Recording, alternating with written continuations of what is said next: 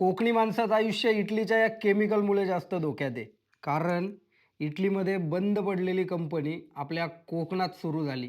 इटलीमध्ये पर्यावरणाचं नुकसान केल्याबद्दल आणि पाण्यामध्ये FPAS हा हार्मफुल केमिकल मिक्स झाल्यामुळे तिथल्या लोकांना जास्त नुकसान झालं, त्यांच्या जीवाशी खेळ झाला आणि म्हणून 2018 मध्ये इटलीच्या कोर्टाने मेटेनी नावाची कंपनी बंद केली. यानंतर या कंपनीची मशिनरी आणि त्यांचा तो केमिकल बनवण्याचा पेटंट एका भारतीय कंपनीने 2019 मध्ये त्याची बीड जिंकली. ही कंपनी आहे विवा लाईफ सायन्सेस, जी सबसिडी कंपनी आहे लक्ष्मी ऑर्गॅनिक इंडस्ट्रीज लिमिटेडची. या सर्व घातकी मशीन्स आणि त्यातून जे केमिकल बनणार आहे तेच केमिकल जे इटलीमध्ये बनत होतं, अगदी सेम केमिकल बनणार आहे आपल्या रत्नागिरीच्या लोटे परशुराम MIDC मध्ये. इटलीने तर कायदेशीर या केमिकल आणि या केमिकल बनवणाऱ्या कंपनीवरती बंदी आणली.